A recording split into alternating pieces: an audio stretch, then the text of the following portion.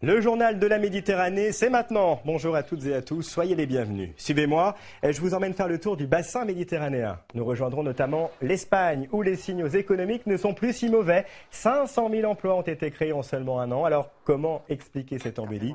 Enquête dans ce magazine. Nous reviendrons également largement sur la situation des réfugiés. Les Syriens sont nombreux à vouloir rejoindre l'Europe.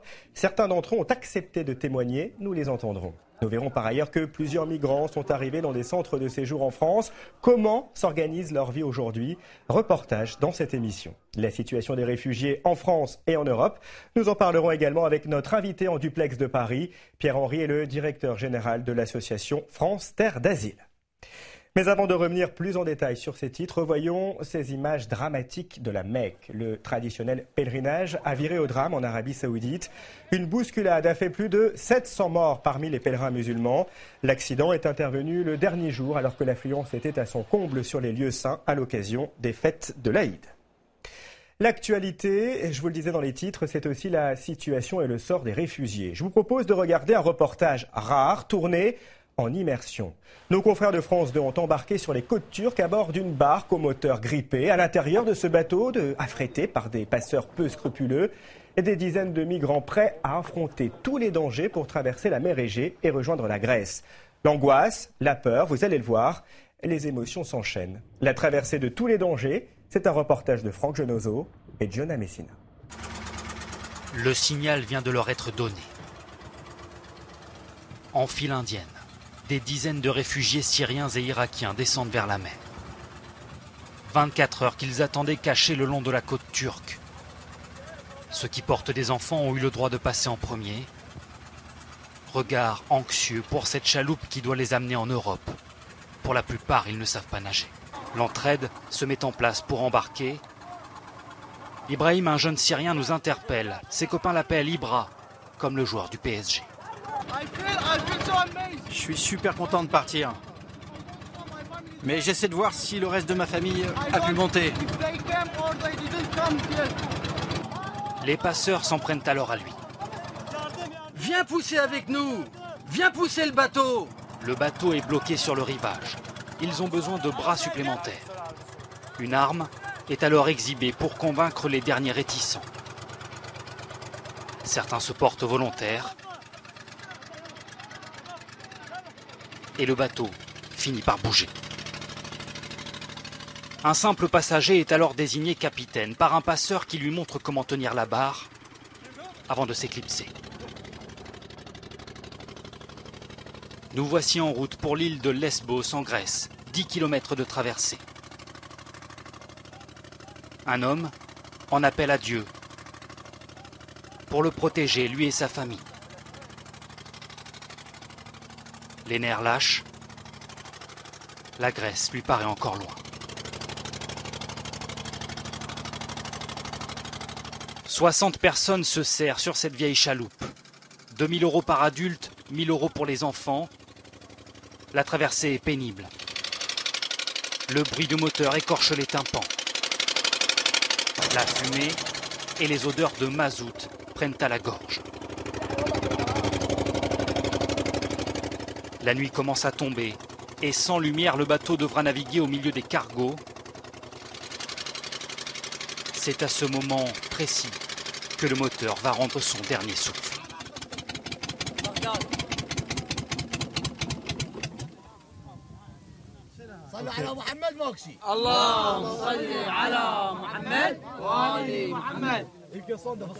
D'abord une prière pour se rassurer, puis l'incompréhension chez les passagers. Le moteur vient de s'arrêter et on se retrouve donc à peu près 2,5 km, 3 km des côtes turques, quasiment sans lumière si ce n'est celle de notre caméra, et on ne voit pas de bateau à l'horizon. Pour l'instant on est bloqué. Plongé dans le noir, le son glaçant des sifflets de gilets de sauvetage. Puis la lumière des téléphones portables pour attirer l'attention d'autres bateaux. Les passeurs ne leur ont laissé aucun numéro d'appel d'urgence. Arrêtez de bouger, sinon on va finir par chavirer! C'est donc moi qui vais prévenir les secours par téléphone et leur donner notre localisation exacte grâce à un positionneur satellite. Je les ai appelés, mais il va leur falloir un peu de temps pour arriver, ok? Beaucoup de migrants sont morts ici. C'est pour ça que les gens ont peur. C'est alors qu'apparaît un bateau de pêche grec, dérouté par les gardes-côtes. La mer est de plus en plus forte. Le remorquage s'annonce périlleux. Mon ami, viens par là, viens par là. Laissez-le faire, c'est notre sauveur. À l'aide d'une simple corde, la frêle embarcation va finalement nous ramener vers la Grèce. Demain, il sera temps de penser à rejoindre Athènes, puis à remonter vers l'Europe du Nord. Mais pour l'heure, les larmes de joie se mêlent à celles de soulagement. Pour ces 60 personnes qui ont risqué leur vie sur les eaux de la mer Égée. Alors nous venons de le voir à l'instant, parmi les réfugiés prêts à tout pour tenter de rejoindre l'Europe figurent de nombreux Syriens. Une question alors, pourquoi sont-ils aussi nombreux aujourd'hui à vouloir fuir leur pays? Certains d'entre eux ont accepté de témoigner. En Croatie, portrait croisé signé Samasoula et Marie Cazot. En famille, seuls, des quatre coins de la Syrie, ils ont décidé ces derniers jours de quitter leur pays. Pourquoi maintenant? Comment analysent-ils le conflit qui le dévaste? Nous rencontrons d'abord Azad, kurde de Kamchli, fonctionnaire, avec lui ses neveux et nièces. Si j'avais eu 1 seul % d'espoir que la situation s'améliore en Syrie, je ne serais jamais parti. Ces derniers temps, ça n'a fait qu'empirer. Une bombe est tombée vers chez moi et il y a eu beaucoup de morts. Voici la famille Chamoun, des chrétiens de Homs. Ils sont partis avec leurs 2 filles il y a une semaine. Le danger devenait trop grand. C'est la peur qui nous a poussés à partir. Tu quittes ta maison, tu ne sais pas que tu ne reviendras pas. La peur est permanente, les filles sont terrorisées par les bruits des bombes, des avions, et quand ils arrivent, elles me demandent « Maman, est-ce qu'ils vont larguer des barils d'explosifs ?» Bachar el-Assad doit-il partir ou rester? L'armée syrienne libre est-elle une issue? Pas si simple. La France et les autres pays doivent d'abord nous aider à nous débarrasser des groupes armés. Et Bachar? Et Bachar, ce sera dans un second temps. Si le peuple syrien décide qu'il doit partir, ce sera dans un second temps. Ahmad et Mohammad, les 2 potes d'Alep, futurs ingénieurs, leur obsession finir leurs études dans de bonnes conditions. La situation était de pire en pire. Les professeurs sont tous en train de partir parce que l'Europe va prendre tous les enseignants qu'elle peut accepter. C'est normal, ils ne veulent pas mourir. Mohammad, lui, a fui avant d'être appelé à faire son service militaire. Je ne veux pas être un soldat. Je ne veux tuer personne dans cette guerre. Je vais vivre en paix. Bachar et Daesh sont tous les deux très dangereux.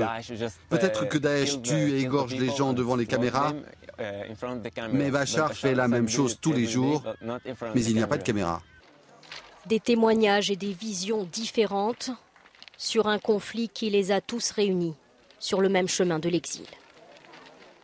Oui, le chemin de l'exil, une épreuve douloureuse que certaines associations tentent de rendre moins difficile. C'est le cas de France, Terre d'Asile, fondée en 1971. Son objectif est de soutenir les demandeurs d'asile et de défendre le droit d'asile en France. Je vous le disais dans les titres, notre invité aujourd'hui est le directeur général de cette association, Pierre-Henri, bonjour. Bonjour. Alors nous sommes face à l'une des pires crises migratoires depuis 1945. Comment l'analysez-vous ? Écoutez, cette crise, d'abord, elle était prévisible à partir du moment où l'Europe est entourée par un cercle de feu, par une guerre qui ravage un pays, une région, la Syrie, depuis maintenant près de 4 ans, par une situation chaotique en Libye. Eh bien, les arrivées sur les côtes méditerranéennes étaient prévisibles depuis près de 2 ans. Et nous savions qu'il allait y avoir un certain nombre de déplacements et de pressions aux frontières. Et vous dites aujourd'hui que ça n'a pas été anticipé ? Et bien sûr que l'Europe a piétiné Vous avez vu, il y a eu 4 sommets européens qui ont chacun décidé qu'il était urgent d'attendre la situation suivante, et cela depuis 2013. Donc non, nous n'avons rien anticipé. Et en réalité, l'Europe court après les événements, essaie de s'organiser tant bien que mal, avec beaucoup de difficultés, parce que l'Europe est profondément divisée. Je voudrais reprendre l'histoire par exemple, de la répartition solidaire et responsable qui a été proposée par la Commission il y a maintenant 5 mois. Vous vous souvenez de cette affaire des quotas? Eh bien, la plupart des pays ont eu alors une attitude de petits comptables, et en disant oui, non, c'est trop. Bon, aujourd'hui, la question qui est posée, c'est celle de la répartition solidaire de 160 000 réfugiés, principalement en provenance. Combien de réfugiés sont arrivés en Europe depuis le début de l'année? Ben bien sûr, il y a environ 500 000 personnes qui sont arrivées depuis le 1er janvier 2015, 360 000 en Grèce et environ 130 000 en Italie. Et les flux ont grossi d'une manière considérable au mois d'août et au mois de septembre, notamment sur la Grèce. Tout simplement, ce sont des réfugiés qui fuient la Turquie principalement, le Liban, la Jordanie, et c'est des gens qui ne voient aucune perspective de retour en Syrie, qui n'ont aucun avenir dans les premiers pays d'accueil, et qui tentent tout simplement de se reconstruire en Europe. Pierre-Henri, on va en reparler dans quelques instants. Nous avons parlé à l'instant de la politique européenne, donc en matière d'asile. On va s'intéresser plus particulièrement à la France. Auparavant, je vous propose de rejoindre le Val d'Oise, par exemple, c'est près de Paris. Plusieurs migrants arrivés d'Allemagne ont été accueillis dans un centre de séjour. Voyons ensemble comment s'organise leur vie aujourd'hui. Lumna Anaki, Reda Settar. En plein cœur du Val d'Oise, ce centre de séjour accueille d'habitude des vacanciers. Ce sont des réfugiés qui y ont élu domicile. Des enfants, des hommes et des femmes qui ont parcouru des milliers de kilomètres pour arriver ici. Jamais sans leur téléphone. Un SMS, une photo ou un message vocal envoyé aux proches. Depuis que les associations leur ont fourni des cartes SIM, ils ont les yeux rivés sur leurs écrans. Youssef a laissé sa femme et son enfant à Damas. Je dois rassurer ma famille et prendre aussi de leurs nouvelles. S'ils vont bien, s'ils sont toujours en vie. Ce matin-là, effervescence particulière. Première démarche pour la demande d'asile.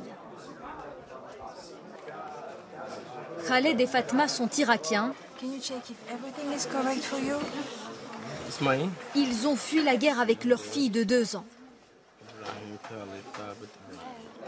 J'espère qu'on pourra résider en France. Pour qu'on ait une vie. Oui, c'est vrai.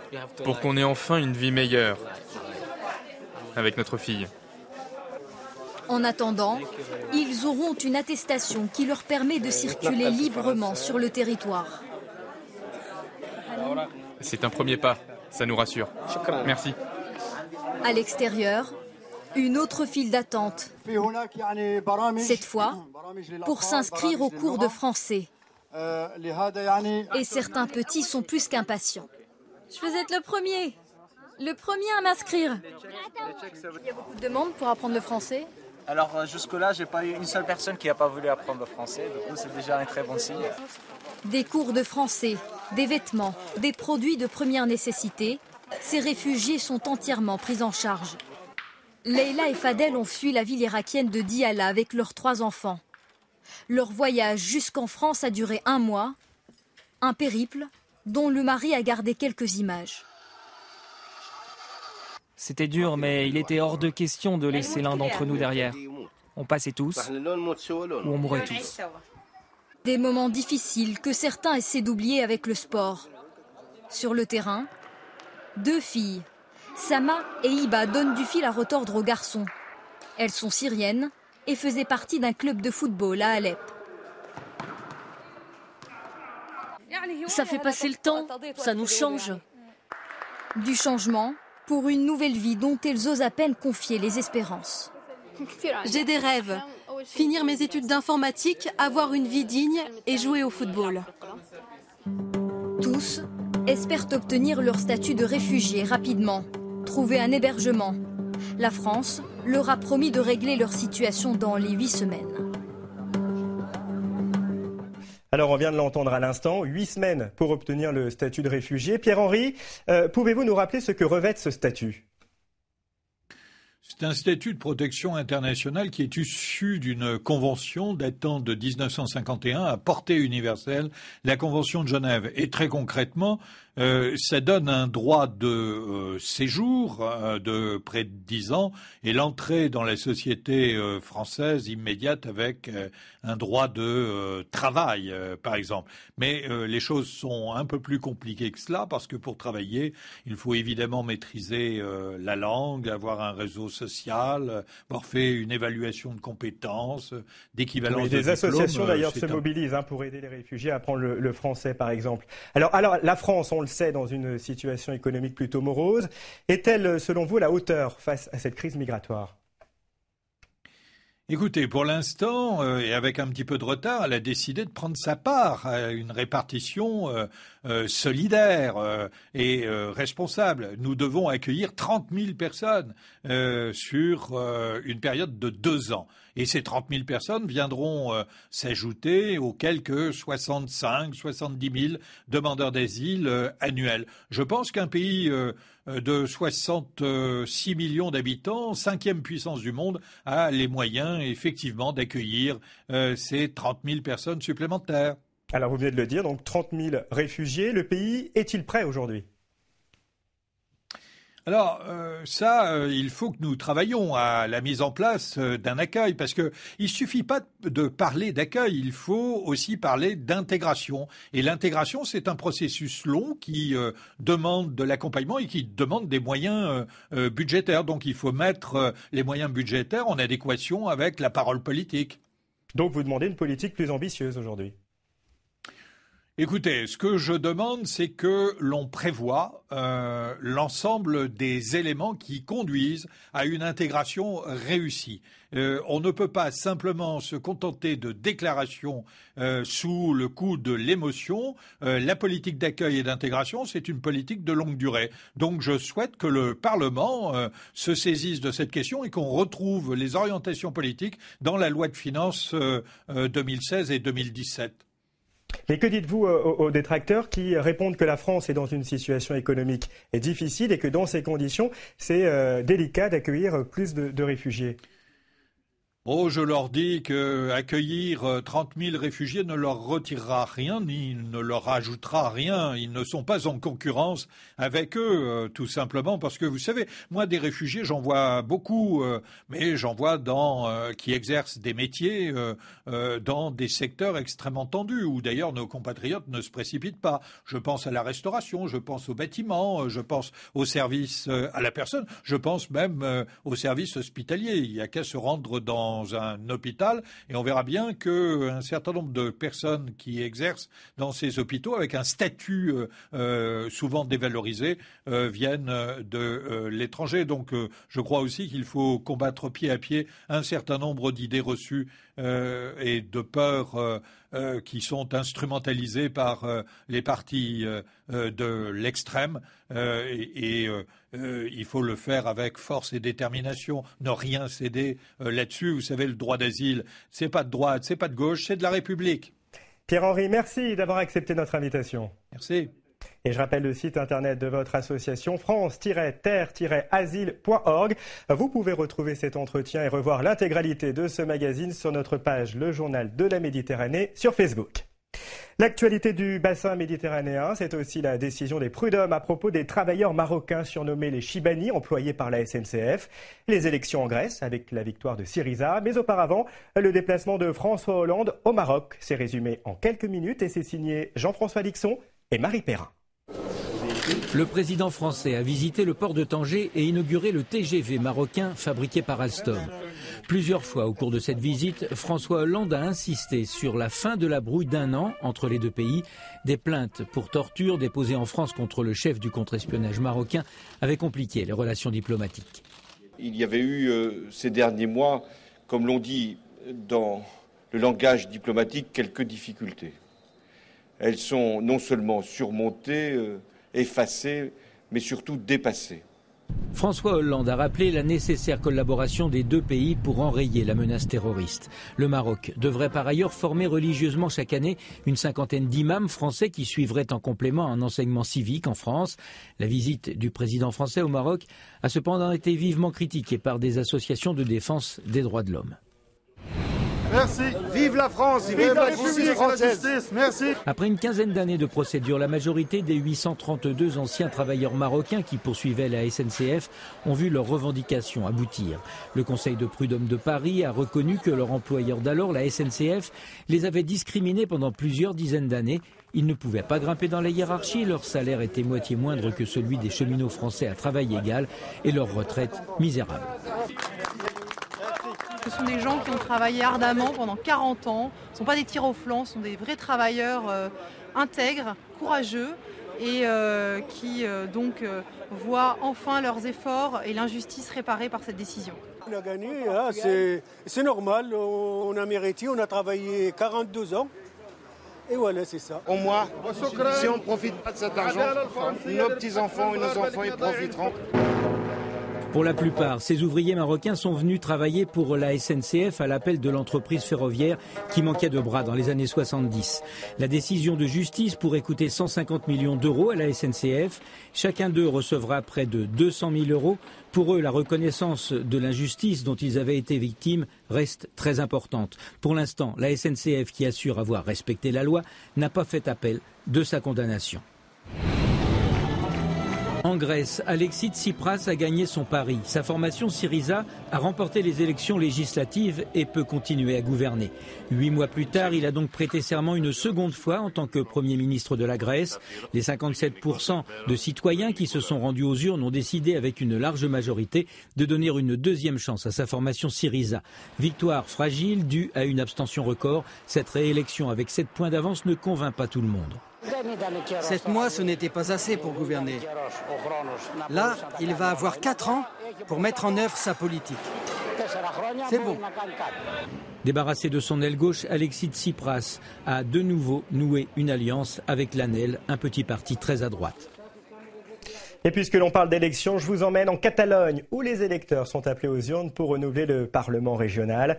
Artur Mas, le chef des indépendantistes catalans, par ailleurs président de cette riche région du nord-est de l'Espagne, espère bien faire de cette élection un plébiscite sur l'indépendance. Fort de la dernière manifestation organisée le 11 septembre dernier, Artur Mas estime que s'il recueille la majorité des voix, il n'aura plus besoin d'un référendum pour se séparer de l'Espagne. Référendum qu'il réclame en vain depuis 2012. L'occasion pour nous de s'intéresser à l'Espagne. Après des années difficiles, la croissance économique repart. 500 000 postes ont été créés en seulement un an. Alors comment expliquer cette embellie ? Justine Veil et Tatiana Aligo ont mené l'enquête. C'est une bonne nouvelle que l'Espagne attendait depuis longtemps. Dans ce pays symbole de la crise, le chômage diminue, moins 0,6% au deuxième trimestre. À Barcelone, ce cabinet d'architectes compte 6 nouvelles recrues depuis le début de l'année, tous embauchés en CDI. Ce CDI pour moi, c'est plus de stabilité. Ça me permet de planifier par exemple mes vacances ou les activités de mes enfants. Et surtout financièrement, je me sens beaucoup plus en sécurité. Si les effectifs ont été multipliés par 2, c'est parce que les commandes, elles aussi, ont doublé pour ce cabinet spécialisé dans les immeubles commerciaux. Plus de travail, mais aussi plus de flexibilité dans l'entreprise, car en 2012, une réforme du Code du travail a notamment diminué les indemnités à verser lors d'un licenciement. Si mon chiffre d'affaires baisse, si mes commandes diminuent, aujourd'hui, je peux licencier plus facilement, car ça me coûte bien moins cher qu'avant la réforme. Je peux embaucher en me disant que j'aurai plus de facilité à licencier. En un an, l'Espagne a créé 500 000 emplois, un chiffre dopé essentiellement par le tourisme. Mais ces emplois sont bien souvent précaires. Sur la Costa Brava, cet hôtel compte une centaine d'employés, tous en CDD. Café con leche. Parmi eux, Paco Moga, embauché pour 6 mois. Depuis 5 ans, il enchaîne les contrats de saison, de plus en plus simples à décrocher. Le changement est brutal. Partout, les hôtels, les restaurants cherchent du personnel. Tu te balades dans la rue, tu vois des affiches, cherche serveuse, cherche serveur. Avant, c'était impossible. Une éclaircie sur le marché de l'emploi dans un pays qui reste miné par le chômage. En Espagne, un jeune actif sur 2 est sans emploi. Allez, revenons sur les côtes françaises avant de se quitter et rejoignons les rives cannoises où les plus beaux voiliers du monde chargés d'histoire se sont retrouvés dans le cadre des régates royales. L'occasion d'admirer par exemple le bateau qui a abrité les amours secrètes de Marilyn Monroe et John Fitzgerald Kennedy et baptisé le Manitou. De magnifiques images pour vous souhaiter une belle semaine.